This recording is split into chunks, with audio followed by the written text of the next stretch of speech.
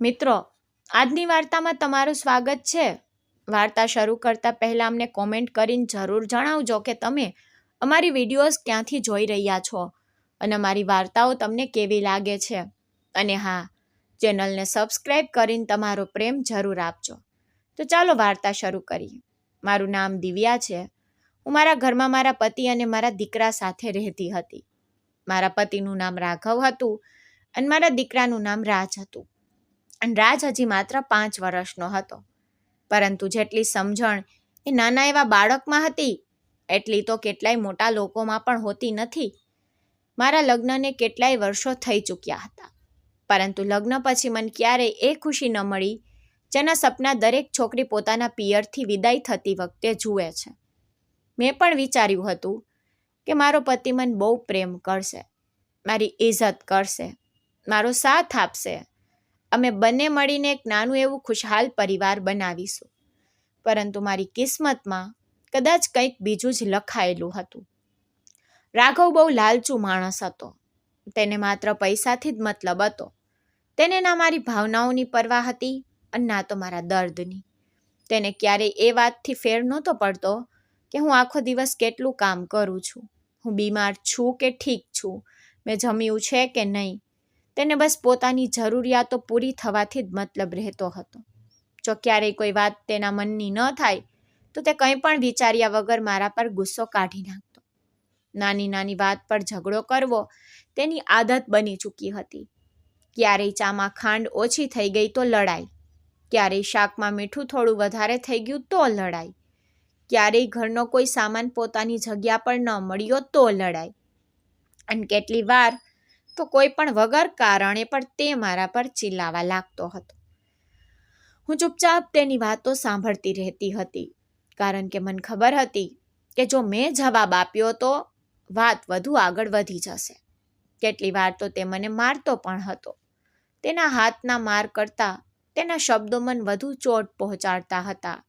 જ્યારે તે કહેતો કે હું તેના કોઈ કામની નથી, ત્યારે એવું લાગતું કે જાણે મારી અંદર બધું જ તૂટી ગયું હોય. પરંતુ તેમ છતાં હું બધું સહન કરતી રહેતી, કારણ કે મારી સામે મારા દીકરાનો ચહેરો આવી જતો હતો. હું નહોતી ઈચ્છતી કે મારો દીકરો માના પ્રેમ વગર મોટો થાય, કે તેનું બાળપણ બરબાદ થઈ જાય. એટલા માટે હું દરેક દર્દ મારી અંદર દબાવી લેતી હતી. અમારા ઘરની હાલત પણ બહુ સારી નહોતી. રાઘવ કામ તો કરતો, પરંતુ જેટલો કમાતો તેના મોટા ભાગના પૈસા પોતાના શોખ પૂરા કરવામાં ઉડાવી દેતો હતો. ઘરની જવાબદારીની તેને કોઈ ચિંતા નહોતી રહેતી. કેટલી વાર તો મહિનાના અંતમાં ઘરમાં રાશન ખૂટી જતું હતું, પરંતુ તેને કોઈ ફેર પડતો નહોતો. આવા સમયે હું જ કંઈક ને કંઈક રસ્તો કાઢતી હતી. મેં મોહલ્લાની સ્ત્રીઓના કપડાં સીવવાનું શરૂ કરી દીધું હતું. શરૂઆતમાં માત્ર 2-4 લોકો આવતા, પરંતુ ધીમે ધીમે બધાને મારું કામ પસંદ આવવા લાગ્યું. અને પછી આખા મોહલ્લાના લોકો પોતાના કપડાં મારી પાસે સીવડાવવા આવવા લાગ્યા. સવારે ઘરનું બધું કામ કરતી, પછી રાજને તૈયાર કરતી, તેની સાથે સમય વિતાવતી અને તે પછી સિલાઈ મશીન પર બેસી જતી. કેટલી વાર તો સવારથી સાંજ થઈ જતી અને મને ઊભા થવા સુધીનો સમય નહોતો મળતો.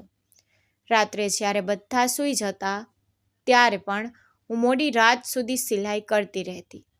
મશીનનો અવાજ આખા રૂમમાં ગૂંજતો રહેતો.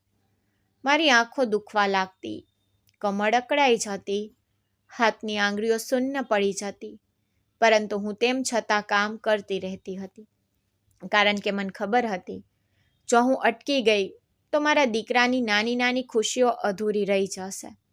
કેટલી વાર તો રાતના 2-2 વાગ્યા સુધી હું મશીન ચલાવતી રહેતી હતી અને પછી સવારે સૂરજ નીકળતા પહેલાં ઉઠીને ફરીથી ઘરના કામમાં લાગી જતી હતી.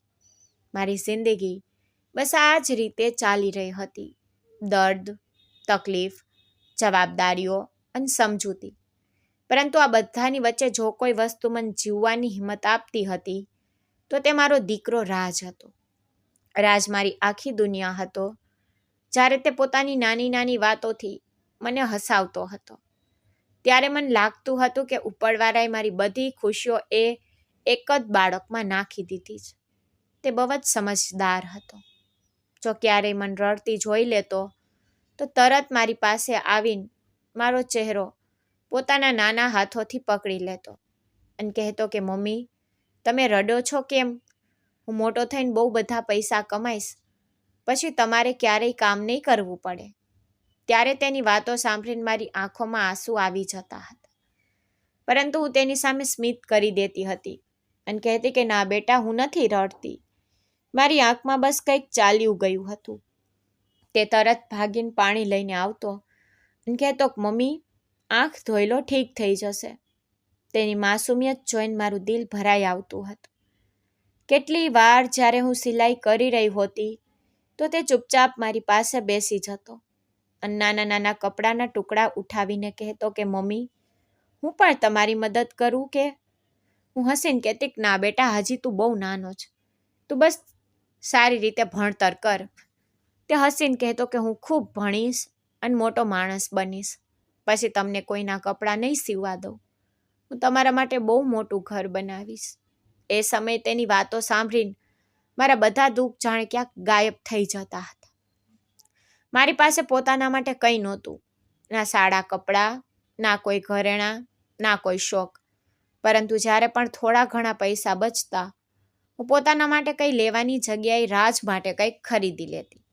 ક્યારેય તેના માટે નાની કારવાળું રમકડા, ક્યારેય રંગ પૂરવાની ચોપડી, ક્યારેક ચોકલેટ, ક્યારેક સ્કૂલની નવી નોટબુક. તેના ચહેરા પર ખુશી જોઈને મને એવું લાગતું કે જાણે મને દુનિયાની સૌથી મોટી દોલત મળી ગઈ હોય. કેટલી વાર તે પોતાની ચોકલેટનો અડધો ભાગ મારા મોઢામાં નાખી દેતો અને કહેતો કે મમ્મી, તમે પણ ખાવ ને, તમને પણ સારું લાગશે. ત્યારે હું વિચારતી કે આટલું નાનું બાળક પણ વહેંચતા જાણે છે, પરંતુ મારા પતિને તો ક્યારેય કોઈનું દર્દ સમજાયું જ નહીં. રાઘવને એ પણ પસંદ નહોતું કે હું સિલાઈનું કામ કરું, કારણ કે તેને લાગતું હતું કે લોકો મને પૈસા આપીને અહેસાન કરી રહ્યા છે. પરંતુ જ્યારે એ જ પૈસા ઘરનું રાશન બનીને આવતા હતા ત્યારે તેને કોઈ તકલીફ નહોતી થતી. તે કંઈ પણ વિચાર્યા વગર એ પૈસાથી પણ પોતાના શોખ પૂરા કરી લેતો હતો. અને જો હું કંઈ કહી દેતી તો ફરી ઘરમાં લડાઈ ઝઘડો શરૂ થઈ જતો હતો. એટલા માટે મેં બોલવાનું જ છોડી દીધું હતું. હું માત્ર મારા દીકરાના ભવિષ્ય વિશે વિચારતી હતી. હું દર રાત્રે ઉપરવાળાથી એ જ દુઆ કરતી હતી કે ભલે મારી જિંદગી જેવી પણ રહે, પરંતુ મારા દીકરાની જિંદગી ક્યારેય મારા જેવી ન બનાવતા.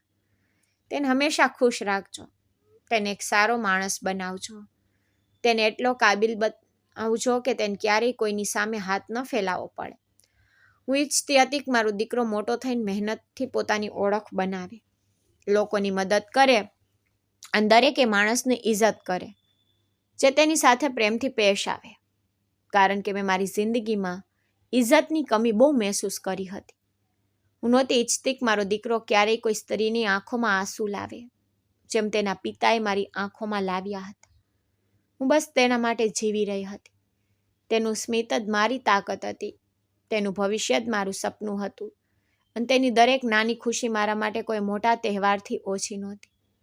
તેને હસતો જોઈને હું મારા બધા દુઃખ, દર્દ, થાક અને તકલીફ એક પળમાં ભૂલી જતી હતી.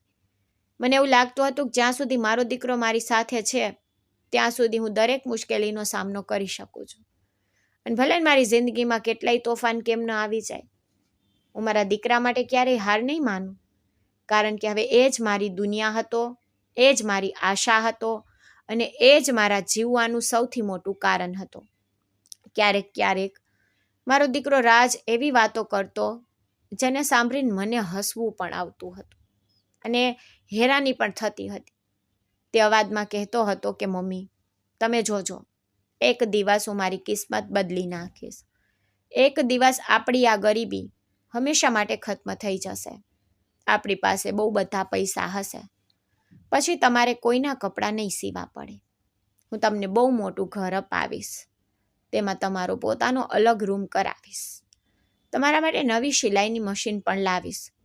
પરંતુ તમે તેનાથી કામ નહીં કરો, બસ તેને એમ જ રાખી દેજો, કારણ કે ત્યારે તમને કામ કરવાની જરૂર નહીં હોય. હું તમને દરરોજ નવી સાડી અપાવીશ અને ઢગલાબંધ મીઠાઈઓ પણ ખવડાવીશ. પછી તે પોતે જ બેસીને જાત જાતના પ્લાન બનાવવા લાગતો. ક્યારેક કહેતો હું બહુ મોટો અફસર બનીશ, ક્યારેક કહેતો હું બહુ મોટો બિઝનેસ કરીશ, ક્યારેક કહેતો કે હું એટલા પૈસા કમાઈશ કે આખો મોહલ્લો આપણને જોઈને હેરાન થઈ જશે.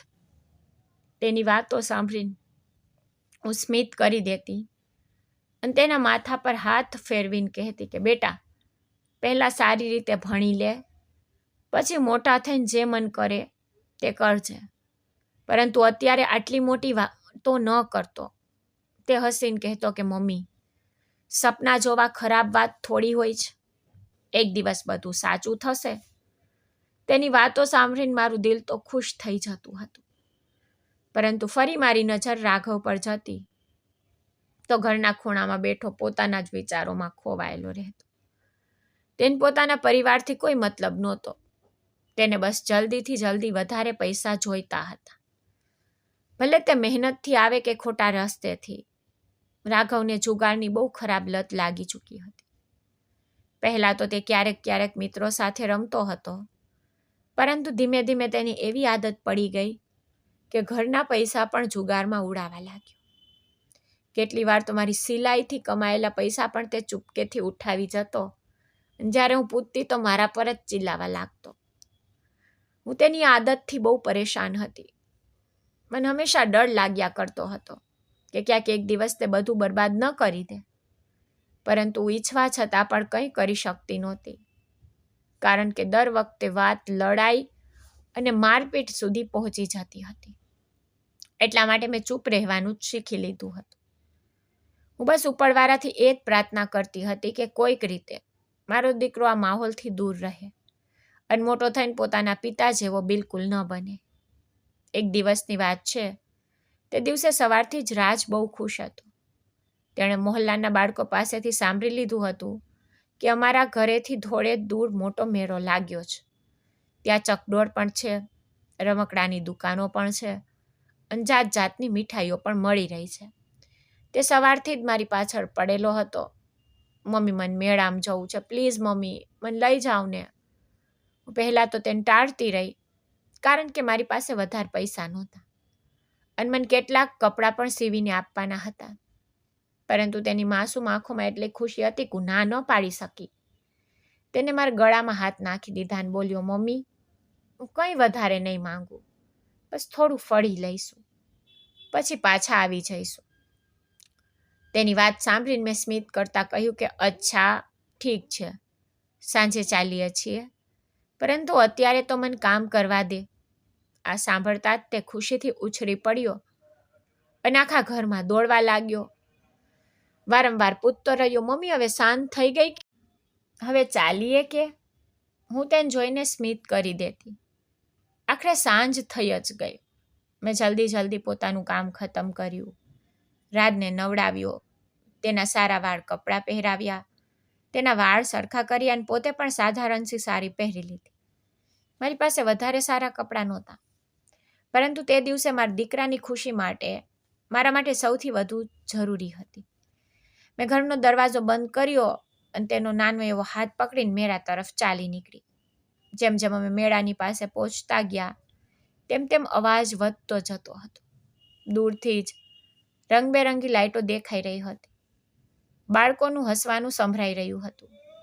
ક્યાંકથી ઢોલનો અવાજ આવી રહ્યો હતો, ક્યાંકથી ગીતોનો અવાજ.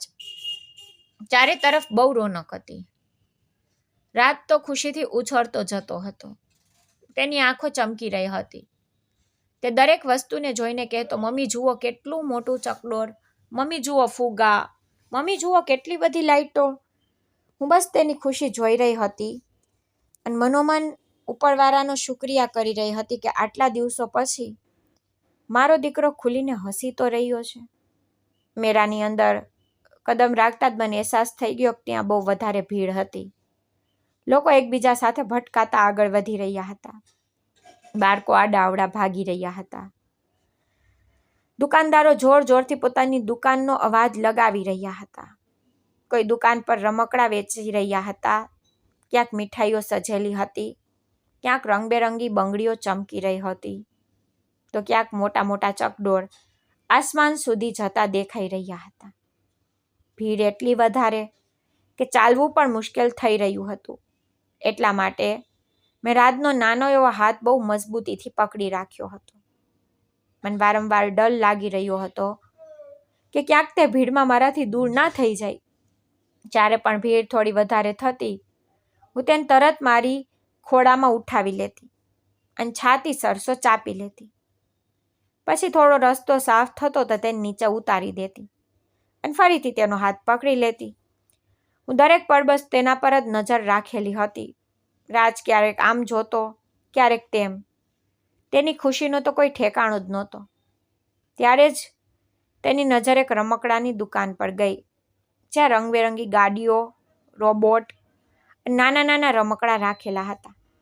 તે તરત મારો હાથ ખેંચતા બોલ્યો, મમ્મી, મને પેલી કાર જોઈએ છે. જુઓ ને કેટલી સારી છે. હું સ્મિત કરીને બોલી, ચાલ જોઈએ છીએ. જો વધારે મોંઘી નહીં હોય તો અપાવી દઈશ. તે ખુશીથી મારી સાથે દુકાન તરફ ચાલવા લાગ્યો. ત્યારે જ અચાનક પાછળથી લોકોની ભીડ વધુ તેજ થઈ ગઈ. કદાચ કોઈ તરફથી ચકડોળ શરૂ થયું હતું કે કોઈ કાર્યક્રમ શરૂ થવાનો હતો. એટલા માટે લોકો એકસાથે ઝડપથી આગળ વધવા લાગ્યા. મને સમજાયું જ નહીં કે અચાનક શું થયું. ત્યારે જ કોઈએ પાછળથી એટલો જોરથી ધક્કો માર્યો કે હું લથડી ગઈ. મારું સંતુલન બગડી ગયું અને એ જ એક પળમાં મારા હાથમાંથી રાજનો નાનો એવો હાથ છૂટી ગયો. મારું દિલ જાણે ધબકવાનું જ ભૂલી ગયું. હું ગભરાઈને તરત પાછળ ફરી જોરથી ચિલ્લાઈ, રાજ, બેટા! પરંતુ ત્યાં બસ લોકોની ભીડ હતી. દરેક તરફ અજાણ્યા ચહેરા હતા. કોઈ ઝડપથી ચાલી રહ્યું હતું, કોઈ પોતાના બાળકોનો હાથ પકડીને આગળ વધી રહ્યું હતું, કોઈ દુકાન પર ઊભું હતું. પરંતુ મારો રાજ ક્યાંય દેખાઈ રહ્યો નહોતો. મારો શ્વાસ તેજ થઈ ગયો. મારા હાથ ધ્રુજવા લાગ્યા. હું પાગલોની જેમ ભીડમાં આડાઅવળા જોવા લાગી. ક્યારેક જમણી તરફ ભાગતી, ક્યારેક ડાબી તરફ દોડતી. દરેક નાના બાળકને જોઈને લાગતું કે કદાચ એ મારો રાજ છે. પરંતુ પાસે જઈને જોતી તો કોઈ બીજું જ નીકળતું. હું વારંવાર ઊંચા અવાજે તેને પુકારતી રહી, રાજ, બેટા, ક્યાં છો તું? એકવાર અવાજ આપ. પરંતુ મારો અવાજ એ મેળાના ઘોંઘાટમાં ક્યાંક ખોવાઈ જતો હતો. મારી આંખોમાંથી આંસુ નીકળવા લાગ્યા. મારું દિલ એટલી જોરથી ધબકી રહ્યું હતું કે એવું લાગતું હતું જાણે હમણાં જ છાતીમાંથી બહાર નીકળી આવશે. એક પળમાં મને બસ એ જ ડર સતાવી રહ્યો હતો કે ક્યાંક મારા દીકરા સાથે કંઈક ખોટું ન થઈ ગયું હોય, કારણ કે તે હજી બહુ નાનો હતો. તેને ભીડની કંઈ ખબર નહોતી. તેને તો બસ રમકડા દેખાઈ રહ્યા હતા. અને હવે તે હજારો લોકોની ભીડમાં ક્યાંક એકલો હતો. જ્યારે હું તેને શોધતા શોધતા પૂરી રીતે તૂટી ચૂકી હતી, મેં ત્યાં હાજર દરેક માણસને હાથ જોડીને મારા દીકરા વિશે પૂછ્યું. હું રોઈ રોઈને બધાને કહી રહી હતી કે જો કોઈએ 5 વર્ષના નાના એવા બાળકને જોયો હોય તો મને જણાવી દે. મેં મેરાની દરેક ગલી, દરેક દુકાન, દરેક ચકડોળ પાસે જઈને તેને શોધ્યો. રમકડાવાળી દુકાન પર ગઈ, મીઠાઈની દુકાનો પર ગઈ, દરેક જગ્યાએ તેનું નામ લઈને પુકારતી રહી. પરંતુ મારો રાજ મને ક્યાંય ન મળ્યો. મારી તો રોઈ રોઈને ખરાબ હાલત થઈ ચૂકી હતી. મારી આંખો સૂજી ગઈ હતી, ગળું બેસી ચૂક્યું હતું અને પગમાં એટલી તાકાત પણ નહોતી બચી કે સરખી રીતે ચાલી શકું. પરંતુ તેમ છતાં હું મારા દીકરાને શોધવાનું છોડતી નહોતી. મને બસ એ જ આશા હતી કે બીજી જ પડે તે ક્યાંકથી દોડતો આવશે અને મને મમ્મી કહીને ગળે લગાવી લેશે. પરંતુ એવું કંઈ ન થયું. કેટલાય કલાકો સુધી સતત શોધ્યા પછી પણ જ્યારે તેનો ક્યાંય પતો ન ચાલ્યો તો હું પૂરી રીતે તૂટી ચૂકી હતી. મજબૂર થઈને હું ઘરે પાછી આવી ગઈ. જેવી હું ઘરે પહોંચી મેં રોતા રોતા રાઘવને બધી વાત જણાવી દીધી. પરંતુ મને લાગ્યું હતું કે તે મારી સાથે મળીને રાજને શોધશે. પરંતુ થયું આનું તદ્દન ઉલટું. તેણે મારી વાત પૂરી થતાં જ પહેલાં જ મારા પર ચિલ્લાવાનું શરૂ કરી દીધું. તે ગુસ્સામાં પાગલોની જેમ મારા ઉપર તૂટી પડ્યો. કહેવા લાગ્યો, આ બધું તારી બેદરકારીના કારણે થયું છે. જો તું તેને સરખી રીતે ધ્યાન રાખતી તો આજે મારો દીકરો મારાથી દૂર ન હોત. તે મારો એકનો એક દીકરો, મારો વારસદાર મારાથી છીનવી લીધો. હું રોતી રહી અને વારંવાર કહેતી રહી કે તે મારી પણ ઓલાદ હતી. હું પણ તેને શોધતા શોધતા થાકી ગઈ છું, પરંતુ તેને મારી એક પણ વાત સાંભળી નહીં. તેણે મને ખરાબ રીતે મારવાનું શરૂ કરી દીધું. તેના થપ્પડ અને લાતો મારા શરીર પર પડી રહ્યા હતા, પરંતુ એ સમયે મને મારા દર્દનો બિલકુલ પણ અહેસાસ નહોતો, કારણ કે મારા દિલમાં માત્ર મારા દીકરાની ચિંતા હતી. હું તેની સામે હાથ જોડીને ઊભી રહી ગઈ. મેં તેના પગ પકડી લીધા અને રોતા રોતા બોલી, એકવાર તો મારી સાથે પોલીસ સ્ટેશન ચાલો, અમે રિપોર્ટ લખાવી દઈએ છીએ. પોલીસ અમારા દીકરાને શોધી લેશે, અમારો રાજ મળી જશે. ઉપરવાળા વાટે મારી વાત માની લો. પરંતુ એ પથ્થરદિલ માણસના દિલમાં મારા માટે જરાય દયા નહોતી. તેને ગુસ્સામાં મારા વાળ પકડી લીધા અને મને ઘસડતા ઘસડતા ઘરના દરવાજા સુધી લઈ ગયો. હું વારંવાર તેને કહેતી રહી કે મને ઘરેથી ન કાઢો, પહેલા આપણા દીકરાને શોધી લઈએ છીએ. પરંતુ તેને મારી એક પણ વાત ન સાંભળી. તેને મને જોરથી ધક્કો આપીને ઘરથી બહાર ફેંકી દીધી અને દરવાજો જ મારા મોઢા પર બંધ કરી દીધો. દરવાજાની બહાર બેસીને બહુ વધારે વાર સુધી રોતી રહી. દરવાજો વારંવાર ખખડાવતી રહી. તેનાથી માફી પણ માંગતી રહી, જ્યારે મારી કોઈ ભૂલ પણ નહોતી. પરંતુ તેને એક વાર પણ દરવાજો ન ખોલ્યો. એ બેરહેમ માણસના દિલમાં મારા માટે જરાય દયા નહોતી. તે રાત્રે હું સડક પર એકલી બેસી રહી. મને સમજાતું નહોતું કે હું ક્યાં જાઉં, કોની પાસે મદદ માંગું. મારો દીકરો મારાથી વિખૂટો પડી ગયો હતો અને મારા પતિએ પણ મને ઘરમાંથી કાઢી મૂકી. મારી પાસે ન રહેવાની કોઈ જગ્યા અને ન તો કોઈ સહારો. થોડી વાર પછી હું ફરી એ જ મેળામાં પહોંચી ગઈ. મને લાગી રહ્યું હતું કદાચ આ વખતે મને મારો રાજ મળી જાય. હું ફરીથી દુકાન પર ગઈ, દરેક માણસને પૂછતી રહી, દરેક બાળકનો ચહેરો ધ્યાનથી જોતી રહી, પરંતુ મારો દીકરો ક્યાંય ન મળ્યો. આખી રાત હું એ જ મેળાની આસપાસ ભટકતી રહી અને સવાર થવા સુધી પણ મને તેનો કોઈ પતો ન મળ્યો. બીજા દિવસે હું પોલીસ સ્ટેશન ગઈ અને ત્યાં જઈને મારા દીકરાના ગુમ થવાની ફરિયાદ નોંધાવી. મેં પોલીસવાળાઓને તેના વિશે બધું જ જણાવ્યું. તેની ઉંમર કેટલી હતી, તેને કયા કપડાં પહેર્યા હતા, તે કેવો દેખાતો હતો. મેં તેમને હાથ જોડીને કહ્યું કે મારો દીકરો મને શોધી આપો, તેના વગર હું જીવી નહીં શકું. પોલીસવાળાઓએ ફરિયાદ તો લખી લીધી, પરંતુ દિવસો પસાર થતા ગયા અને ક્યાંયથી પણ કોઈ સમાચાર ન આવ્યા. હું દરરોજ પોલીસ સ્ટેશન જતી અને તેમને પૂછતી કે મારા દીકરા વિશે કંઈ ખબર પડી કે શું, પરંતુ દર વખતે એ જ જવાબ મળતો કે હજી સુધી કોઈ માહિતી મળી નથી. થોડા દિવસો સુધી તો હું આમ જ રસ્તા ઉપર ભટકતી રહી. ક્યારેક મંદિરની બહાર બેસી જતી, ક્યારેક બસ સ્ટેન્ડ પર જઈને દરેક બાળકને ધ્યાનથી જોતી, ક્યારેક રેલવે સ્ટેશન ચાલી જતી એ આશામાં કદાચ મારો રાજ કોઈની સાથે ત્યાં દેખાઈ જાય. દરેક એ જગ્યાએ જઈને તેને શોધ્યો જ્યાં મને સેજ પણ આશા દેખાતી, પરંતુ દર વખતે મને માત્ર નિરાશા જ મળી. ધીમે ધીમે મારી પાસે જે થોડા ઘણા પૈસા હતા તે પણ હવે ખત્મ થઈ ગયા. ઘણીવાર મને ભૂખ્યા પેટે રાત વિતાવી પડતી, પરંતુ મને મારી ભૂખની પણ ચિંતા નહોતી. મારા દિલ અને મગજમાં બસ એક જ વાત ચાલી રહી હતી કે મારો દીકરો આ સમયે ક્યાં હશે, તેને કંઈ ખાધું હશે પણ કે નહીં, અથવા તે રડી રહ્યો હશે કે કોઈએ તેને શાંત કરાવ્યો હશે, ક્યાંક તેને ડર તો નહીં લાગી રહ્યો હોય. આ બધું વિચારી વિચારીને મારું કાળજું ફાટવા લાગતું, પરંતુ હું તોય દર સવારે એક નવી આશા સાથે ઉઠતી અને મારા દીકરાને શોધવા માટે ફરીથી નીકળી પડતી, કારણ કે મને પૂરો વિશ્વાસ હતો કે એક ના એક દિવસ મારો રાજ મને જરૂર મળશે અને તે દિવસે હું તેને ક્યારેય પોતાનાથી દૂર નહીં થવા દઉં. હું કેટલાય દિવસો સુધી આમ જ રસ્તાઓ પર ભટકતી રહી.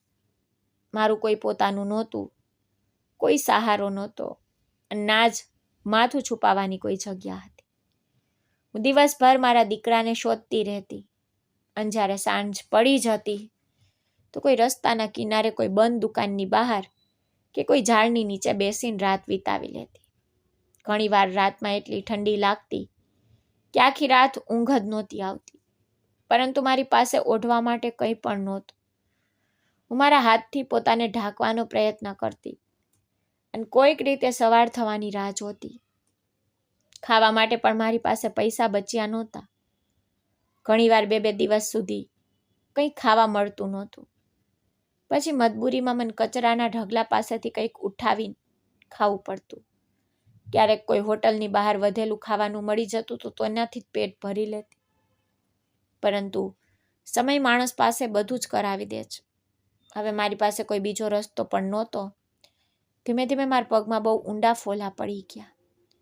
સતત ચપ્પલ વગર ચાલવાને કારણે દરેક ડગલા પર દર્દ થતું, પરંતુ હું તોય રોકાતી નહોતી. કારણ કે મને લાગતું કદાચ આગામી વળાંક વળતા જ મારો દીકરો મળી જાય. મારા કપડાં પણ જગ્યાએથી ફાટી ગયા હતા. તેના પર ધૂળ, માટી, ડાઘ લાગી ગયા હતા. મારા વાળ વિખેરાઈ ગયા હતા. ચહેરો પૂરી રીતે કરમાઈ ગયો હતો. જો કોઈ મને જોતું તો કદાચ ઓળખી પણ ન શકતું કે હું એ દિવ્યા છું જે ક્યારેક પોતાના નાના એવા ઘરમાં પોતાના દીકરા માટે મહેનત કરીને જીવી રહી હતી. પરંતુ મારા અંદર હજી પણ આશા જીવતી હતી. એક દિવસ હું રસ્તાના કિનારે બેસીને બહુ વાર સુધી વિચારતી રહી. ત્યારે જ અચાનક મારા મનમાં એક વિચાર આવ્યો. જો હું આ જ રીતે રસ્તા પર ભટકતી રહીશ તો એક દિવસ અહીં જ મરી જઈશ. અને જો હું મરી ગઈ તો પછી મારો દીકરો ભલે ગમે ત્યાં હોય, તેને તેની માં ક્યારેય નહીં મળી શકે. તેથી મારે પોતાને મજબૂત બનાવવી પડશે. મારે જીવતા રહેવું પડશે માત્ર મારા દીકરા માટે. મેં તે જ સમયે મારા આંસુ લૂછ્યા અને નિર્ણય કર્યો કે હવે હું કોઈ કામ શોધીશ જેથી મારી પાસે રહેવાની જગ્યા પણ હોય અને હું મારા દીકરાની શોધ પણ ચાલુ રાખી શકું. થોડા દિવસો પછી મને લોકો પાસેથી ખબર પડી કે તે વિસ્તારમાં એક બહુ મોટી અને જૂની હવેલી છે. તે હવેલી વિશે જાત જાતની વાતો સાંભળવા મળતી હતી. લોકો કહેતા કે ત્યાં હંમેશા અજીબ જેવો સન્નાટો રહે છે. તે હવેલીમાં કોઈ મહેમાન નથી આવતું, કોઈ સંબંધી નથી આવતું અને ના જ ત્યાં કોઈનો અવાજ સંભળાય છે. ત્યાં માત્ર એક સ્ત્રી રહે છે જેના પતિનું કેટલાય વર્ષો પહેલા મોત થઈ ચૂક્યું હતું. એ આખી હવેલીની માલિક હતી. મેં વિચાર્યું જો મને ત્યાં કામ મળી જાય તો ઓછામાં ઓછું રહેવાની જગ્યા અને 2 ટકનું ખાવાનું તો મળી જ જશે. એટલા માટે હું હિંમત કરીને તે હવેલીના દરવાજા સુધી પહોંચી ગઈ. હવેલી જોઈને હું થોડી ક્ષણો માટે રોકાઈ ગઈ, કારણ કે તે બહુ મોટી હતી. ઊંચી દિવાલો, મોટો એવો લોખંડનો ગેટ અને ચારે તરફ એવો સન્નાટો, જાણે ત્યાં વર્ષોથી કોઈ હસ્યું જ ન હોય. મેં ડરતા દરવાજો ખટખટાવ્યો. થોડી વાર પછી એક નોકરે દરવાજો ખોલ્યો અને મને અંદર લઈ ગયો. થોડી વાર પછી મારી મુલાકાત તે હવેલીની માલિક સાથે થઈ. મેં તેમની સામે હાથ જોડી લીધા અને રડતા મારી કહાની તેમને સંભળાવી દીધી. મેં તેમને જણાવ્યું કે કેવી રીતે મારો દીકરો મેળામાં ખોવાઈ ગયો, કેવી રીતે મારા પતિએ મને ઘરમાંથી કાઢી મૂકી અને કઈ રીતે હું કેટલાય દિવસોથી રસ્તાઓ પર ભટકી રહી છું. તે સ્ત્રી મારી આખી વાત ચૂપચાપ સાંભળતી રહી, પરંતુ તેના ચહેરા પર ના કોઈ દુઃખ દેખાયું અને ના જ કોઈ પ્રકારની હમદર્દી. તેને બસ થોડી વાર મને જોઈ અને પણ ઠંડા અવાજે કહ્યું, જો કામ કરી શકતી હોય તો અહીં જ રહી શકે છે, પરંતુ પગાર બહુ ઓછો મળશે. જેટલું કહેવામાં આવે એટલું જ કરવું પડશે. મારી પાસે કોઈ બીજો રસ્તો પણ નહોતો, એટલા માટે મેં તરત જ હા પાડી દીધી. તેણે મને હવેલીના એક નાના એવા ઓરડામાં રહેવાની મંજૂરી આપી દીધી અને બીજા જ દિવસે મને કામ શરૂ કરવાનો હુકમ આપી દીધો. હવે હું તે જ હવેલીમાં રહેવા લાગી.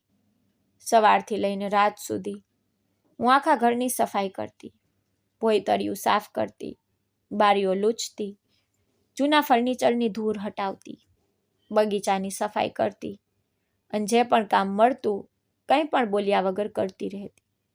હવેલી એટલી મોટી હતી કે તેનો એક ભાગ સાફ કરતાં અડધો દિવસ નીકળી જતો હતો. પરંતુ સૌથી અજીબ વાત એ હતી કે આટલી મોટી હવેલીમાં માત્ર અમે 2 જ લોકો રહેતા, હું અને માલિક. ત્યાં ન કોઈ મહેમાન આવતું, ના કોઈ સંબંધી અને ના જ કોઈ બીજા નોકરને મેં ક્યારેય જોયો. આખું ઘર દરેક સમયે અજીબ જેવા સન્નાટામાં ડૂબેલું રહેતું. ઘણીવાર તો એવું લાગતું કે જાણે તે હવેલીની દિવાલો પણ કોઈ રહસ્ય પોતાના અંદર છુપાવીને બેઠી હોય. કામ શરૂ કરવાના પહેલા જ દિવસે માલિકે મને બહુ કડક અવાજમાં એક વાત કહી. તેને કહ્યું કે આ હવેલીનો બીજો ભાગ તમારા માટે બિલકુલ મનાઈ છે. તમે ત્યાં ક્યારેય નહીં જાઓ. અને સૌથી જરૂરી વાત, મારા ઓરડાની આસપાસ પણ આવવાની કોશિશ ન કરતા, જ્યાં સુધી હું તમને જાતે ન બોલાવું. જો તમે મારી વાત નહીં માનો તો તે જ સમયે નોકરીમાંથી કાઢી મૂકીશ. મેં કંઈ પણ પૂછ્યા વગર તેમની વાત માની લીધી, પરંતુ ધીમે ધીમે મને તે હવેલીમાં કંઈક અજીબ વાતો અનુભવવા લાગી. રાત થતાં જ આખા ઘરનો માહોલ બદલાઈ જતો. ઘણીવાર અડધી રાત્રે મને એવું લાગતું કે જાણે કોઈના ચાલવાનો અવાજ આવી રહ્યો હોય. ક્યારેક એવું લાગતું કે જાણે કોઈ બહુ ધીમે ધીમે રડી રહ્યું હોય. ક્યારેક કોઈ ભારે વસ્તુને ઘસડવાનો અવાજ સંભળાતો. તો ક્યારેક એવું લાગતું કે જાણે કોઈ બંધ ઓરડામાં કોઈની સાથે વાત કરી રહ્યું હોય. શરૂમાં મને લાગ્યું કે કદાચ મારો વહેમ હશે, પરંતુ જ્યારે આ અવાજો લગભગ દર રાત્રે આવવા લાગ્યા તો હું ડરવા લાગી. એક રાત્રે હિંમત કરીને મેં માલિકને કહ્યું કે મને રાતમાં આ હવેલીમાં અજીબ અવાજો સંભળાય છે. શું અહીં કોઈ બીજું પણ રહે છે? તેમણે મારી તરફ બહુ ગુસ્સાથી જોયું અને બોલી, તને જે સંભળાય છે તે માત્ર તારો વહેમ છે. પોતાનું કામ કર અને નકામી વાતો ન વિચાર. જો બીજી વાર આવી વાતો કરી તો હું તને આ જ સમયે નોકરીમાંથી કાઢી મૂકીશ. તેમની વાત સાંભળીને હું તરત જ ચૂપ થઈ ગઈ, કારણ કે હું આ નોકરી કોઈ પણ સંજોગોમાં ગુમાવવા નહોતી માંગતી. હવે મેં તેમની પાસે કંઈ પણ પૂછવાનું બંધ કરી દીધું, પરંતુ દર રાત્રે તે રહસ્યમય અવાજો પહેલા કરતાં પણ વધારે સ્પષ્ટ સંભળાવા લાગ્યા હતા. અને મારા મનમાં દરરોજ આ સવાલ વધુ ઊંડો થતો જતો હતો કે આખરે તે હવેલીના બીજા ભાગમાં એવું શું છે જેને મારાથી દરેક હાલમાં છુપાવવામાં આવી રહ્યું છે. હું રાત્રે સરખી રીતે ઊંઘ પણ નહોતી કરી શકતી. જેવી જ આંખો બંધ કરતી, મારી સામે મારા દીકરા રાજનો ચહેરો આવી જતો.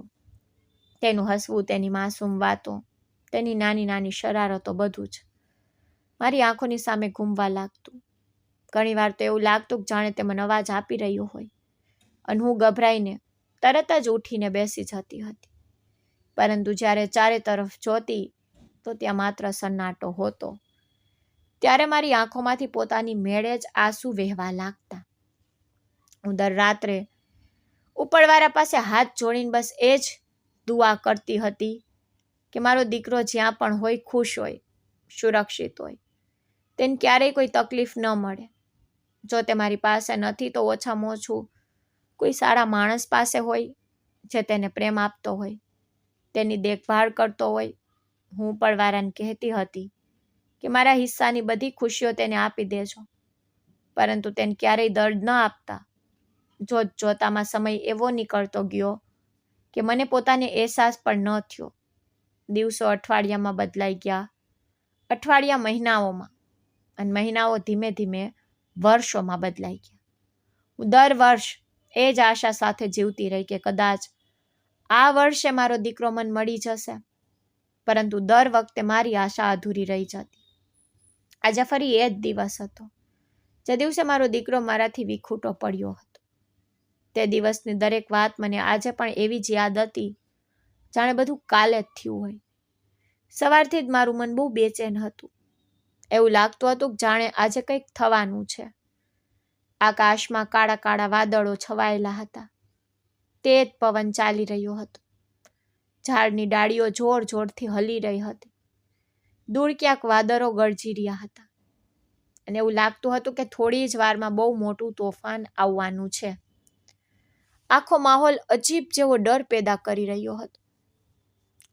હું તે સમયે કિચનમાં ઊભી રસોઈ બનાવી રહી હતી. ત્યારે જ અચાનક હવેલીની અંદરથી બહુ તેજ ચીસ પાડવાનો અવાજ આવ્યો.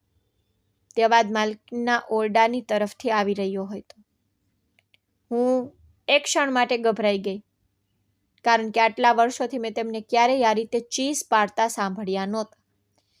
તેમના અવાજમાં એટલું દર્દ હતું કે મારું દિલ ધ્રુજી ઉઠ્યું. હું બધું છોડીને તેજીથી તેમના ઓરડા તરફ દોડી. મને સારી રીતે યાદ હતું કે તેમણે મને તે ઓરડાની પાસે આવવા સુધીની પણ મનાઈ કરી હતી, પરંતુ તે સમયે તેમના દર્દની સામે તેમનો હુકમ મારા માટે કોઈ માયને નહોતો રાખતો. હું જલ્દીથી તેમના ઓરડાના દરવાજા સુધી પહોંચી. મારા હાથ ધ્રુજી રહ્યા હતા. મેં હિંમત કરીને દરવાજો ખોલ્યો અને જેવા જ અંદર કદમ રાખ્યા, સામેનો નજારો જોઈને હું ત્યાંની ત્યાં જ રોકાઈ ગઈ. મારું દિલ જોર જોરથી ધબકવા લાગ્યું. માલકીન પોતાના મોટા એવા શાનદાર પલંગ પર સૂતેલા હતા. તેમનો ચહેરો બિલકુલ પીળો પડી ચૂક્યો હતો. તેમના શ્વાસ બહુ તેજ ચાલી રહ્યા હતા. તેમણે પોતાના બંને હાથ પોતાની છાતી પર રાખેલા હતા અને તે દર્દથી જોર જોરથી ચીસો પાડી રહ્યા હતા. એવું લાગતું હતું કે જાણે તેમને બહુ તેજ તકલીફ થઈ રહી હોય. તરત જ તેમની પાસે દોડીને ગઈ. ગભરાયેલા અવાજમાં બોલી, માલકીન, તમને શું થયું? હું હમણાં જ પાણી લાવું છું. મેં જલ્દીથી પાસે રાખેલો પાણીનો ગ્લાસ ઉઠાવ્યો અને તેમને પાણી પીવડાવવાનો પ્રયત્ન કર્યો, પરંતુ તેમના હાથ એટલા વધારે ધ્રુજી રહ્યા હતા કે તે ગ્લાસ પણ સરખી રીતે પકડી શકતા નહોતા. તેમના હોઠ સુકાઈ ચૂક્યા હતા, પરંતુ તે પાણી પી શકતા નહોતા. તેમના ચહેરા પર દર્દ સ્પષ્ટ દેખાઈ રહ્યું હતું. હું બહુ ડરી ગઈ. મને સમજ નહોતી આવી રહી કે હું શું કરું. મેં વિચાર્યું કે હમણાં જ તરત કોઈ ડૉક્ટરને બોલાવી લાવ, પરંતુ જેવું જ મેં બારીમાંથી બહાર જોયું તો હવામાન પહેલાં કરતાં પણ વધારે ખરાબ થઈ ચૂક્યું હતું. તેજ વરસાદ શરૂ થઈ ગયો હતો. વીજળી સતત ચમકી રહી હતી અને પવન એટલો તેજ ચાલી રહ્યો હતો કે હવેલીનો મુખ્ય દરવાજો પણ સરખી રીતે ખુલી નહોતો રહ્યો. તે તોફાનમાં બહાર નીકળવું બહુ અશક્ય હતું. હું પૂરી રીતે ગભરાઈ ગઈ. મેં ફરીથી માલિકનો હાથ પકડી લીધો અને તેમને ધીરજ આપવા લાગી. હું કહી રહી હતી કે તમે હિંમત રાખો, બધું ઠીક થઈ જશે. પરંતુ મને એવું લાગતું હતું કે તે મને કંઈક કહેવા માંગી રહ્યા છે. તેમના હોઠ ધ્રુજી રહ્યા હતા, પરંતુ અવાજ સરખી રીતે નીકળી નહોતો રહ્યો. તે વારંવાર પોતાની નજર ઓશિકા તરફ ફેરવી રહ્યા હતા. પહેલાં તો હું સમજી ન શકી, પરંતુ પછી તેમણે બહુ મુશ્કેલીથી પોતાનો હાથ ઉઠાવ્યો અને ઓશિકાની નીચે ઈશારો કર્યો. મેં તરત જ ઓશિકાની નીચે હાથ નાખ્યો તો ત્યાં એક જૂની જેવી ચાવી રાખેલી હતી. મેં તે ચાવી કાઢીને પોતાના હાથમાં લઈ લીધી. ત્યારે તેમણે બહુ મુશ્કેલીથી મારી તરફ જોયું અને તૂટેલા અવાજમાં કહ્યું કે આ ચાવી રાખી લે. મારા મર્યા પછી મારી તિજોરી જરૂર ખોલજે અને જે મારાથી ભૂલો થઈ છે તેના માટે મને માફ કરી દે છે. તેમની આ વાત સાંભળીને હું પૂરી રીતે હેરાન રહી ગઈ. મારા મનમાં એક સાથે બહુ બધા સવાલો ઉઠવા લાગ્યા. આખરે તે મારી પાસે માફી કેમ માંગી રહ્યા હતા? તેમણે એવું શું કર્યું હતું જે આજે મરતી વખતે તેમને પસ્તાવો થઈ રહ્યો હતો? અને તેમની તિજોરીમાં એવું શું હતું જેને જોવા માટે તે મને કહી રહ્યા હતા? હું તેમની પાસે કંઈ પૂછી શકું તે પહેલાં તેમણે એક લાંબો શ્વાસ લીધો. તેમની આંખોમાંથી આંસુ નીકળી આવ્યા. તેમણે આખરી વાર મારી તરફ જોયું અને પછી ધીમે ધીમે તેમની આંખો હંમેશા માટે બંધ થઈ ગઈ. હું થોડી ક્ષણો સુધી ત્યાં જ ઊભી તેમને જોતી રહી ગઈ. મને સમજ જ ન આવી કે અત્યારે મારી સામે શું થઈ રહ્યું છે. આખો ઓરડો એકદમ શાંત થઈ ચૂક્યો હતો. બહાર તોફાન પહેલાં કરતાં પણ વધારે તેજ થઈ ગયું હતું અને મારા હાથમાં તે નાની એવી ચાવી હતી જે કદાચ મારી આખી જિંદગી બદલવાની હતી. થોડી વાર પછી ધીમે ધીમે બહારનું હવામાન શાંત થવા લાગ્યું. તેજ વરસાદ રોકાઈ ગયો. પવન પણ પહેલાં કરતાં ઓછો ચાલવા લાગ્યો અને વાદળોની ગર્જના પણ ધીમી થઈ ગઈ. ત્યારે મેં હિંમત એકઠી કરી અને હવેલીની બહાર રહેતા સ્ટાફના લોકોને બોલાવ્યા. મેં તેમને માલિક વિશે જણાવ્યું. બધા લોકો અંદર આવ્યા અને પછી અમે બધાએ મળીને તેમની આખરી વિધિઓનું પૂરું આયોજન કર્યું. પણ આખા સમયે મારું મન બહુ ભારે હતું. ખબર નહીં કેમ તેમની આખરી વાતો વારંવાર મારા કાનમાં ગુંજી રહી હતી. મને વારંવાર એ જ ચાવી દેખાઈ રહી હતી જે તેમણે મળતા પહેલાં મારા હાથમાં રાખી, અને તેમના એ શબ્દો પણ મારા દિલમાં વારંવાર આવી રહ્યા હતા કે મારી તિજોરી જરૂર ખોલજે અને મન માફ કરી દે છે. તેમની આખરી વિધિઓ પૂરી થયા પછી હવેલી પહેલાં કરતાં પણ વધારે સુમસામ લાગવા લાગી.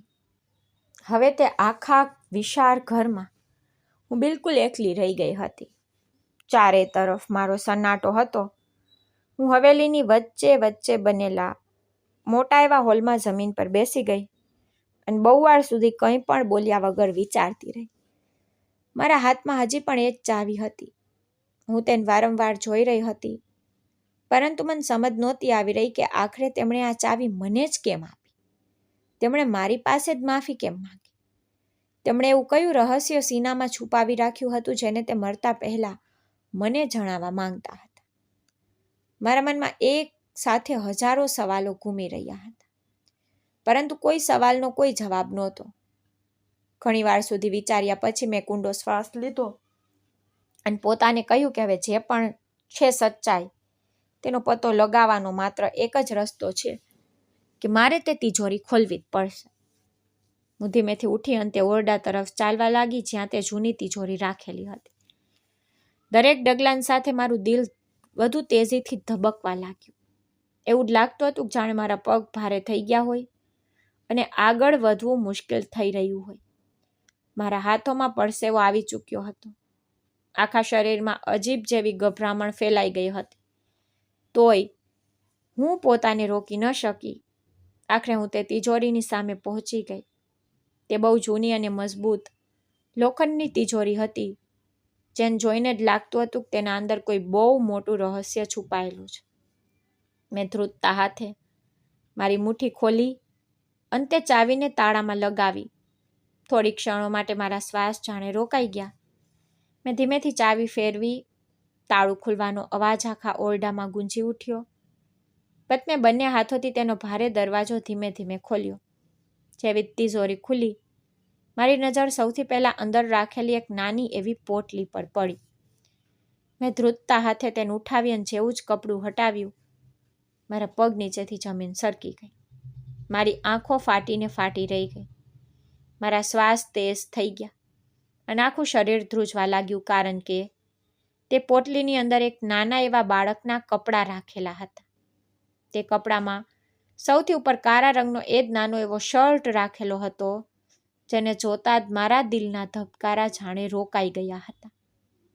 હું તે શર્ટને ઓળખી ગઈ, કારણ કે આ એ જ શર્ટ હતો જે મેં મારા દીકરા રાજને તે દિવસે મેળામાં પહેરાવ્યો હતો, જે દિવસે તે મારાથી વિખૂટો પડ્યો હતો.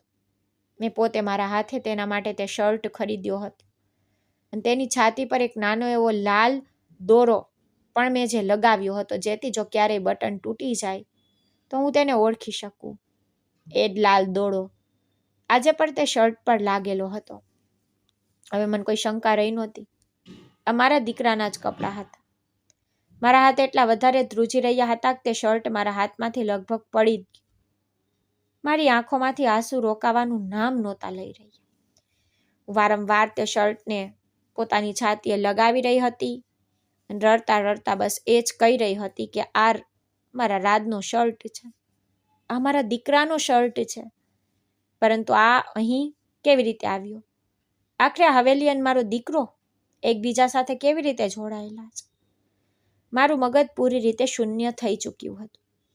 ત્યારે જ મારી નજર તિજોરીની અંદર રાખેલી બીજી વસ્તુઓ પર ગઈ. ત્યાં કેટલાક જૂના રમકડા પણ રાખેલા હતા.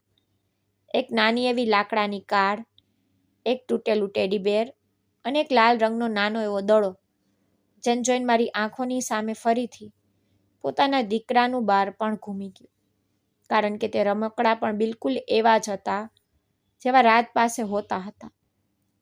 હવે મારા મનમાં ડર પહેલા કરતાં કેટલાય ગણો વધારે વધી ચૂક્યો હતો. મને સમજ નહોતી આવી રહી કે આટલા વર્ષો સુધી જે હવેલીમાં હું રહી હતી, તેનો સંબંધ મારા દીકરા સાથે કેવી રીતે હોઈ શકે, અને માલિક આખરે એવું કેવું સત્ય જાણતા હતા જેને તે મરતા પહેલા મને જણાવવા માંગતા હતા.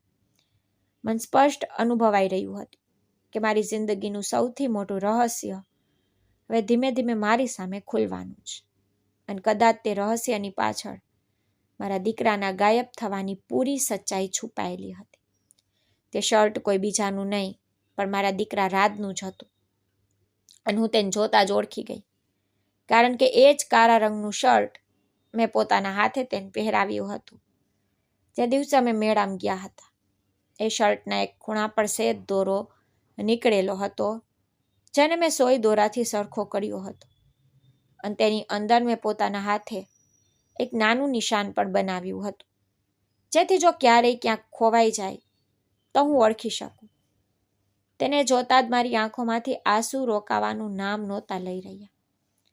મેં શર્ટને પોતાની છાતી સરસું ચાપી દીધું અને ચોધાર આંસુએ રડવા લાગી.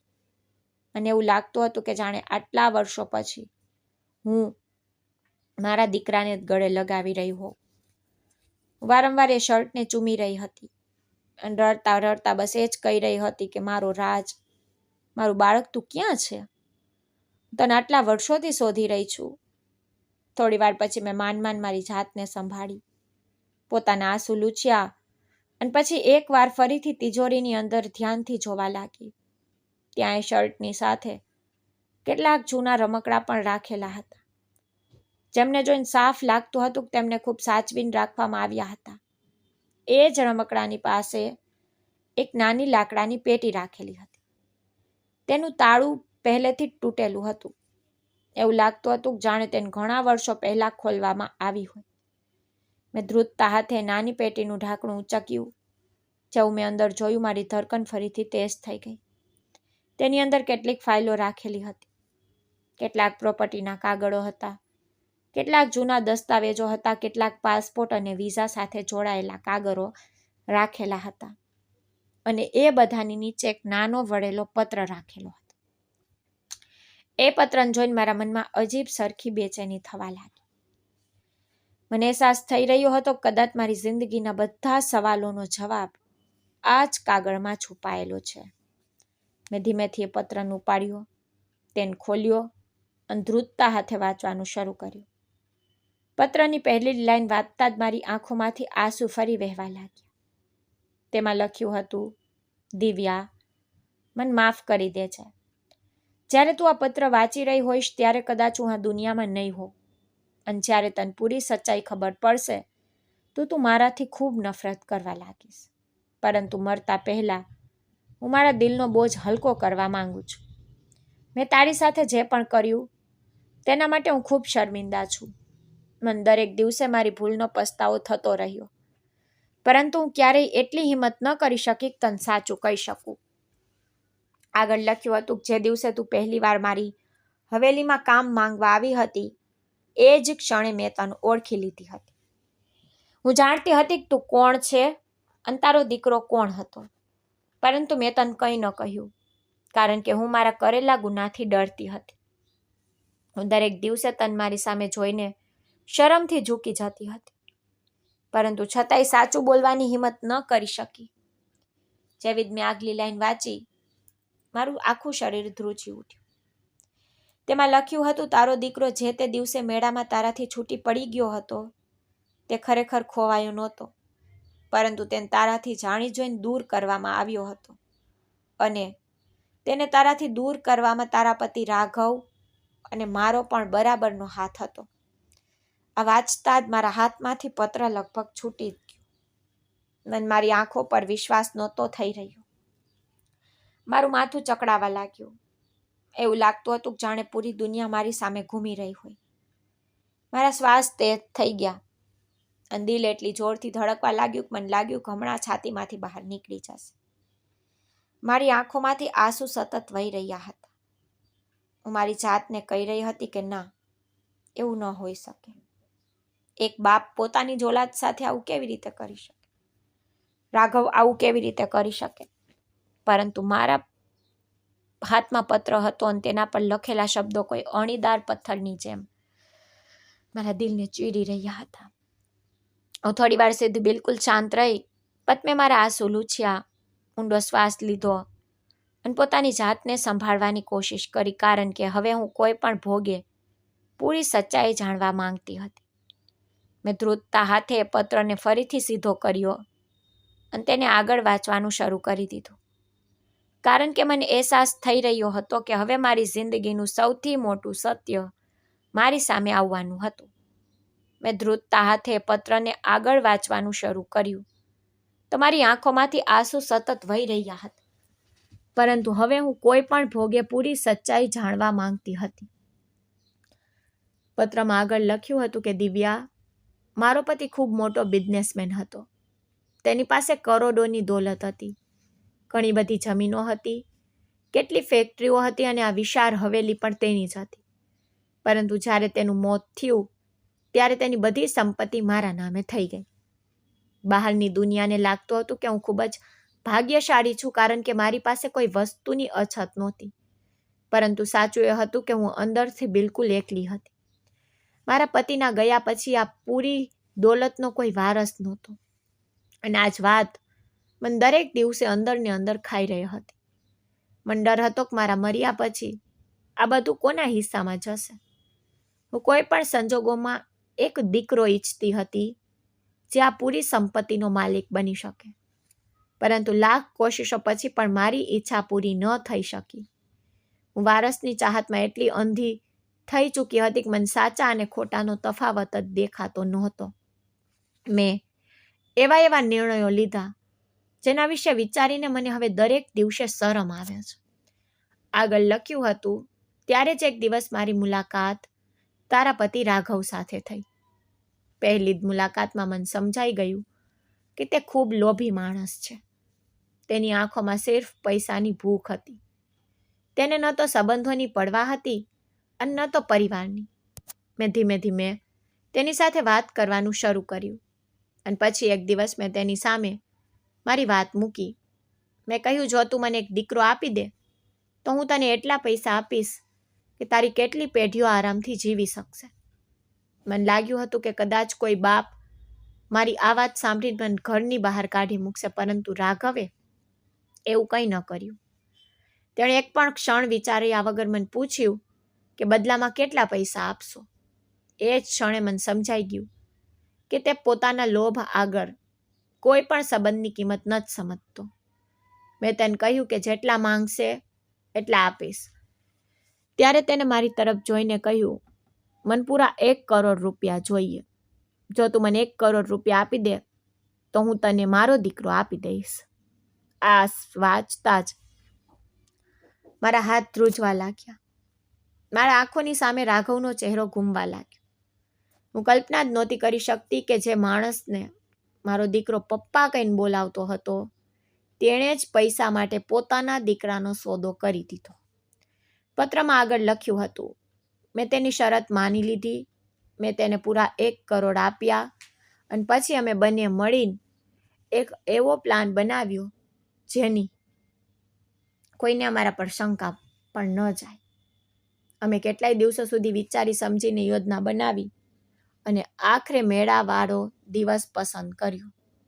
કારણ કે ત્યાં હજારો લોકોની ભીડ હોય છે અને આવી ભીડમાં જો કોઈ બાળક પોતાની માથું છૂટું પડી જાય તો લોકો તેને માત્ર એક અકસ્માત માને છે. કોઈને ક્યારેય સચ્ચાઈનો અંદાજો પણ નથી લાગતો. અમે અમારા કેટલાક માણસોને પહેલેથી જ મેળામાં મોકલી દીધા. તેમને સાફ હિદાયત આપવામાં આવી કે જેવા તમે તમારા દીકરાની સાથે ભીડ વચ્ચે પહોંચો કે તે લોકો તમને પાછળથી ખૂબ જોરથી ધક્કો મારશે જેથી તારા હાથમાંથી રાજનો હાથ છૂટી જાય અને એ જ ક્ષણે બીજો માણસ તેને ઉપાડીને ભીડમાં ગાયબ કરી દેશે. બધું થોડી સેકન્ડોમાં થવાનું હતું જેથી કોઈને સમજાય જ નહીં અને બિલકુલ એવું જ થયું જેવું અમે વિચાર્યું હતું. અમે અમારા માણસો સફળ થઈ ગયા. તારા હાથમાંથી રાજ છૂટી ગયો અને તેઓ તેને લઈને ગાયબ થઈ ગયા. તું આખી રાત તેને શોધતી રહી પરંતુ તે તને ક્યારેય ન મળી શકત કારણ કે તે સમય સુધીમાં તેને ખૂબ દૂર લઈ જવાઈ ચૂક્યો હતો. પત્રના દરેક શબ્દની સાથે મારી આંખોમાંથી આંસુ બધું તેજીથી વહી રહ્યા હતા. મને લાગતું હતું કે જાણે કોઈએ મારી છાતીને ચીડી નાખ્યું હોય. પત્રમાં આગળ લખ્યું હતું કે ઘટના પછી રાઘવે જાણી જોઈને તને ઘરમાંથી કાઢી મૂકી.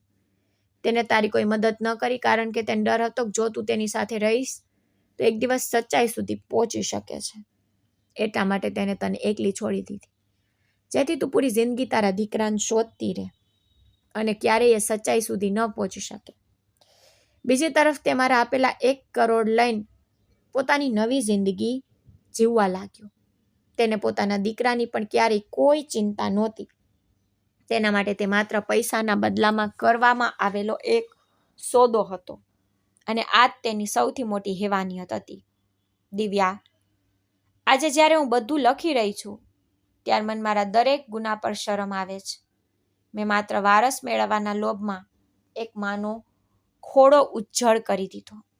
એક માસૂમ બાળકને તેની મા પાસેથી છીનવી લીધું અને એક એવા માણસ પર ભરોસો કર્યો જેણે પૈસા માટે પોતાના જ લોહીનો સોદો કરી દીધો. મારા પાપની કોઈ માફી નથી, છતાંય જો થઈ શકે તો મને માફ કરી દેજે, કારણ કે મેં મારી જિંદગીનો દરેક દિવસ આ જ પસ્તાવામાં વિતાવ્યો છે. મેં મારા ધ્રુજતા હાથે પત્રનો છેલ્લો હિસ્સો વાંચવાનું શરૂ કર્યું તો મારી આંખોમાંથી આંસુ સતત વહી રહ્યા હતા. પરંતુ હવે મારા અંદર એક અજીબ બેચેનીની સાથે સાથે એક આશા પર જન્મ લેવા લાગી હતી. પત્રમાં સૌથી નીચે લખ્યું હતું, દિવ્યા, હવે તું તારા દીકરા માટે બિલકુલ પણ પરેશાન ન થઈશ, કારણ કે તે જીવતો છે અને બિલકુલ સુરક્ષિત છે. મેં તેનાથી ક્યારેય કોઈ નફરત નથી કરી, બલકે જ્યારે તે મારી પાસે આવ્યો તો હું તેને જોઈને પોતાની જાતને રોકી ન શકી અને ધીમે ધીમે મને તેના પ્રત્યે સાચો લગાવ થઈ ગયો. મેં વિચાર્યું હતું કે હું તેને મારો દીકરો બનાવીને મારી પાસે જ રાખીશ અને તેને ખૂબ પ્રેમથી પાળીશ, પરંતુ થોડા સમય પછી મને અહેસાસ થયો કે મેં જે કર્યું છે તે એક ખૂબ મોટો ગુનો છે અને એક દિવસ આ સચ્ચાઈ જરૂર સામે આવશે. જો રાજ મારી પાસે રહેત તો કદાચ પોલીસ કે લોકો એક દિવસ સચ્ચાઈ સુધી પહોંચી જાત અને પછી તેની જિંદગી પણ ખતરામાં પડી શકતી હતી. એટલા માટે મેં એક ખૂબ મોટો નિર્ણય લીધો. મેં તેને આ દેશથી ખૂબ દૂર અમેરિકા મોકલી દીધો. ત્યાં મારો સગો ભાઈ રહે છે. તે ખૂબ જ મોટો બિઝનેસમેન છે. તેની પાસે કોઈ અછત નથી, પરંતુ તેને પોતાની કોઈ સંતાન નહોતી. તેને હંમેશા એક બાળકની ચાહત રાખી હતી. મેં તેને બધી વાતો ન જણાવી, પણ એટલું જરૂર કહ્યું કે આ બાળક હવેથી તારી જવાબદારી છે અને તેને તારી ઓલાદની જેમ પાળજે, તેને કોઈ સવાલ કર્યા વગર. રાજને અપનાવી લીધો. આજે તેને પોતાના દીકરા કરતાં પણ વધારે પ્રેમ કરે છે. તેને દુનિયાની દરેક ખુશી આપે છે અને સારું ભણતર પણ આપે છે. તારો દીકરો આજે કોઈ તકલીફમાં નથી, પરંતુ ખૂબ સારી જિંદગી જીવી રહ્યો છે. આ વાંચતા જ મારી તો આંખોમાંથી ખુશી અને દર્દ બંનેના આંસુ એકસાથે વહેવા લાગ્યા. આટલા વર્ષો પછી પહેલીવાર મને ખબર પડી કે મારો દીકરો જીવતો છે. મેં ધ્રુજતા હાથે મારું મોં ઢાંકી દીધું અને ઉપરવાળાનું નામ લઈને રડવા લાગી. હું વારંવાર એ જ કહી રહી હતી કે મારો રાજ જીવતો છે, મારું બાળક જીવતું છે. ઉપરવાળા, તારો લાખ લાખ શુક્ર છે. પત્રમાં આગળ લખ્યું હતું, દિવ્યા, હવે તને એક બીજું સત્ય જણાવવા માંગુ છું. તું વિચારતી હોઈશ કે આટલા મોટા શહેરમાં તું સીધી મારી હવેલી સુધી કેવી રીતે પહોંચી અને તને અહીં નોકરી કેવી રીતે મળી ગઈ. સાચું એ છે કે આ બધું મેં જ કરાવ્યું હતું. જે દિવસે મને ખબર પડી કે તું આજે પણ તારા દીકરાને શોધી રહી છે અને રસ્તાઓ પર ભટકી રહી છે, એ જ દિવસે મેં મારા માણસોને તને શોધવા મોકલ્યા હતા. તેમણે તારું સરનામું મેળવ્યું. પછી જાણી જોઈને તારા સુધી આ ખબર પહોંચાડી કે મારી હવેલીમાં એક નોકરાણીની જરૂર છે. તું ચાહત તો તને પહેલા જ મુલાકાતમાં બધું જણાવી શકતી હતી, પરંતુ મારા અંદર એટલી હિંમત નહોતી. હું દરેક દિવસે તને મારી સામે જોતી, દરેક પળે પોતાના કરેલા ગુના પર શર્મિંદગા થતી. હું ઈચ્છતી હતી કે મારી મરતા પહેલા પૂરી સચ્ચાઈ તને જણાવી દઉં અને તારી સૌથી કિંમતી અમાનત તને પાછી લોટાવી દઉં. એટલા માટે મેં મારી તિજોરીમાં તારા દીકરાના કપડાં, તેના રમકડા, બધા જરૂરી કાગળો અને આ પત્ર સાચવીને રાખી દીધા હતા, જેથી મારા ગયા પછી તને બધું ખબર પડી શકે. પત્રના અંતમાં લખ્યું હતું, દિવ્યા, હું જાણું છું કે મારો ગુનો એટલો મોટો છે કે કદાચ મને ક્યારેય માફી નહીં મળી શકે. મેં એક માનો ખોડો સૂનો કરી દીધો. મેં તારી જિંદગીની સૌથી સુંદર સંબંધને તારાથી છીનવી લીધો. મેં મારા લોભમાં આવીને એવું પાપ કરી દીધું જેની સજા મને જિંદગીભર મારા એકલવાયાપણું અને પસ્તાવા તરીકે મળતી રહી. હું દર રાત્રે ઊંઘી નહોતી શકતી, કારણ કે મન તારી ચીસો અને તારા દીકરાની માસૂમ આંખો યાદ આવતી હતી. જો થઈ શકે તો મને માફ કરી દેશ. હું તારી અમાનત આજે તને લોટાવી રહી છું. આ પત્રની સાથે રાખેલા બધા કાગળો તને તારા દીકરા સુધી પહોંચાડી દેશે. તેમાં તેનું નવું નામ, તેનું સરનામું, તેના રહેવાની જગ્યા અને અમેરિકા જવા સાથે જોડાયેલા બધા દસ્તાવેજો છે. હવે નિર્ણય તારા હાથમાં. તું ચાહે તો તારા દીકરાને પાછો તારા ખોળામાં લઈ શકે છે. આજ મારી આખરી ઈચ્છા છે, અને કદાચ આજ મારા ગુનાનું સૌથી નાનું પ્રાયશ્ચિત પણ હશે. આટલું વાંચતા જ મારી આંખોમાંથી આંસુ રોકાવાનું નામ નહોતા લઈ રહ્યા. પરંતુ આ વખતે એ આંસુઓમાં માત્ર દર્દ નહોતું, તેમાં કેટલાય વર્ષો પછી એક નવી આશા પણ હતી. કારણ કે મને આખરે ખબર પડી ચૂકી હતી કે મારો રાજ આ દુનિયામાં જીવતો છે, અને હવે મને કોઈ પણ તાકાત તેનાથી મળતા રોકી શકે તેમ નહોતી. મેં એ જ પત્રને પોતાની છાતી સરસું લગાવી દીધું અને આકાશ તરફ જોઈને હાથ જોડી લીધા. કારણ કે આટલા વર્ષો પછી પહેલીવાર મને લાગ્યું હતું કે કદાચ ઉપરવાળાએ મારી લાખો દુઆઓ સાંભળી લીધી. એ લેટરના અંતમાં તેમના ભાઈનો નંબર પણ લખેલો હતો. હું થોડી વાર સુધી એ નંબર જોતી રહી. મારા હાથ ધ્રુજી રહ્યા હતા અને દિલમાં એક અજીબ સરખી ગભરામણ પણ હતી. કારણ કે આટલા વર્ષો પછી પહેલીવાર મને મારા દીકરા સુધી પહોંચવાનો રસ્તો મળ્યો. એ મારા આંસુ સાફ કર્યા અને પોતાની જાતને સંભાળવાની કોશિશ કરી. મેં નંબરને મારા ફોનમાં નાખ્યો અને પછી થોડી ક્ષણો માટે આંખો બંધ કરીને ઉપરવાળાને પ્રાર્થના કરી કે બસ હવે કોઈ નવી પરેશાની ન આપતા, હું મારા દીકરા સુધી પહોંચી જાઉં. આ પછી મેં હિંમત કરીને નંબર ડાયલ કર્યો. થોડી વાર પછી સામેથી એક માણસનો અવાજ આવ્યો. મેં ધ્રુજતા અવાજે મારું નામ જણાવ્યું. કહ્યું, મને તમારી બહેને એક લેટર આપ્યો છે, તેમાં તમારો નંબર લખેલો હતો. મારી વાત સાંભળતા જ થોડી ક્ષણો માટે ત્યાં ચૂપકીદી છવાઈ ગઈ. પછી આ માણસે ખૂબ શાંત અવાજમાં કહ્યું કે દિવ્યાજી, હું તમને જાણું છું. મારી બહેને તમારા વિશે મને બધું જ જણાવી દીધું હતું. તેણે મને જણાવ્યું હતું કે તેને તમારી સાથે શું કર્યું અને કેવી રીતે તમારો દીકરો તમારાથી દૂર થઈ ગયો. હું ઘણીવાર સુધી એ જ વિચારતો રહ્યો કે એક દિવસ તમને સચ્ચાઈ જરૂર ખબર પડવી જોઈએ. તેણે મને એ પણ કહ્યું હતું કે જો ક્યારેય તમારી પાસે આવો તો હું તમારી પૂરી મદદ કરું. તેમણે આગળ કહ્યું કે મેં તમારા માટે વિઝા અને બાકીના બધા કાગળો તૈયાર કરાવી દીધા છે. હવે તમારે બસ અહીં આવવાનું છે. તમારો દીકરો તમારી પાસે છે અને તમે તેને મળી શકો છો. સાંભળતા જ મારા ચહેરા પર ખુશીની એક લહેર દોડી ગઈ. આટલા વર્ષોથી જે ક્ષણની હું રાહ જોઈ રહી હતી, તે ક્ષણ આખરે મારી આટલી નજીક આવી ચૂકી હતી. મારી આંખોમાંથી ખુશીના આંસુ નીકળવા લાગ્યા. હું કંઈ બોલી જ નહોતી શકતી. મારો અવાજ ગળગળો થઈ ગયો હતો. હું બસ એટલું જ કહી શકી કે શું ખરેખર મારો દીકરો તમારી પાસે છે? શું હું તેને જોઈ શકીશ? સામેથી તેમણે કહ્યું, હા દિવ્યાજી, તમારો દીકરો બિલકુલ ઠીક છે અને તે પણ તમારી રાહ જોઈ રહ્યો છે. એ એક ક્ષણમાં મને લાગ્યું કે જાણે મારી જિંદગીના બધા દુઃખ દર્દ ખત્મ થઈ ગયા. મેં ફોન રાખ્યો અને તરત જ મારો સામાન બાંધવાનું શરૂ કરી દીધું. મારી પાસે વધારે સામાન નહોતો, પણ નહીં, આટલા વર્ષોની જિંદગીમાં મેં મારા માટે કંઈ ભેગું નહોતું કર્યું. મારી પાસે બસ થોડા કપડાં અને મારા દીકરાની યાદો હતી. પરંતુ તે દિવસે મને એવું લાગતું હતું કે જાણે હું દુનિયાની સૌથી અમીર માણસ છું, કારણ કે મને મારો દીકરો પાછો મળવાનો હતો.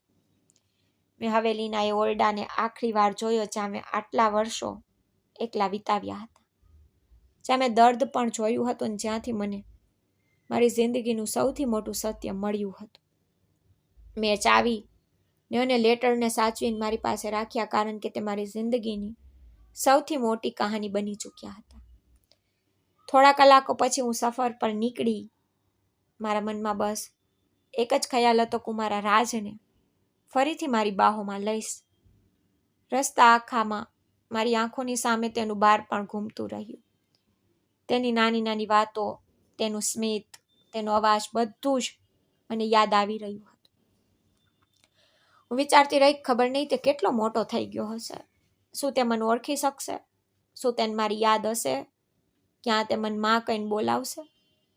આ જ સવાલની સાથે આખરે હું અમેરિકા પહોંચી ગઈ. જ્યારે હું ત્યાં પહોંચી તો મારા દિલની ધડકન ખૂબ તેજ થઈ ગઈ હતી. મારા કદમ પોતાના આપ આગળ વધી રહ્યા હતા અને આંખો માત્ર પોતાના દીકરાને શોધી રહી હતી. થોડી વાર પછી મેં સામે જોયું, ત્યાં માલકીનના ભાઈની સાથે મારો દીકરો ઊભો હતો. જેવી જ મારી નજર તેના પર પડી, મારી આંખો ભરાઈ આવી. આટલા વર્ષો પછી પણ મારું દિલ તેને ઓળખી ચૂક્યું હતું. તે હવે નાનો બાળક નહોતો રહ્યો, પરંતુ મારી માની નજરો માટે તે આજે પણ એ જ નાનો રાજ હતો, જેની આંગળી પકડીને હું મેળામાં ગઈ હતી. જો તેણે મન જોઈ, તે થોડી ક્ષણો માટે શાંત રહ્યું. પછી તેની આંખોમાં પણ કંઈક ઓળખાણ જેવું દેખાયું. કદાચ માં અને દીકરાનો સંબંધ એવો જ હોય છે, જેને સમય અને અંતર ક્યારેય ખત્મ નથી કરી શકતા. તેને ધીમે ધીમે મારી તરફ કદમ વધાર્યા. પછી મને ઓળખી લીધી. એક ક્ષણે મારી બધી તાકાત ખતમ થઈ ગઈ. હું દોડીને તેને પાસે ગઈ અને તેને પોતાના છાતીએ લગાવી લીધું. હું ઘણી વાર સુધી રડતી રહી. હું તેને છોડી જ નહોતી શકતી. એવું લાગતું હતું કે જાણે જો મેં તેને છોડ્યો ને તો તે ફરીથી ખોઈ બેસીશ. વારંવાર તેના માથાને ચૂમી રહી હતી અને બસ એ જ કહી રહી હતી, મારું બાળક, તું પાછો આવી ગયો, તું પાછો આવી ગયો. મારા રાજે પણ મને ગળે લગાવી અને એક ક્ષણમાં આટલા વર્ષોનું દર્દ જાણે આંસુઓની સાથે બહાર નીકળી ગયું. મેં મારા દીકરાને ફરીથી મેળવી લીધો હતો. મારી જિંદગીની સૌથી મોટી ખોટ પૂરી થઈ ચૂકી હતી. તે દિવસે મેં માલકીન વિશે પણ વિચાર્યું, જેના કારણે મને આટલા વર્ષો દર્દ સહન કરવું પડ્યું. પરંતુ મેં તેને માફ નહોતી કરી અને ન તો તેના માટે કોઈ બદદુઆ આપી હતી. મેં તેનો નિર્ણય ઉપરવાળાના હાથમાં છોડી દીધો, કારણ કે મારું માનવું હતું કે માણસ પોતાના કર્મોથી જ પોતાની જિંદગી બનાવે છે. જે જેવું કરે છે ને તેને તેવું જ ફળ મળે છે. મેં મારી જિંદગીમાં ખૂબ દર્દ જોયું, પણ છતાંય મેં મારા દિલમાં નફરતને જગ્યા ન આપી, કારણ કે મારા માટે સૌથી જરૂરી મારો દીકરો હતો અને હવે તે મારી પાસે હતો. આજે હું ખુશ હતી, કારણ કે મારી સૌથી મોટી દુઆ પૂરી થઈ ગઈ હતી. મેં ઉપરવાળાનો આભાર માન્યો કે તેને આટલા વર્ષો પછી પણ મારા દીકરાને મારી સાથે મેળવી આપ્યો અને મને ફરીથી જીવવાનું એક કારણ આપી દીધું.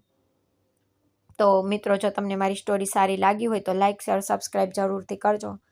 કોમેન્ટમાં મને જરૂરથી કહેજો કે તમને મારી સ્ટોરી કેવી લાગી છે. ધન્યવાદ.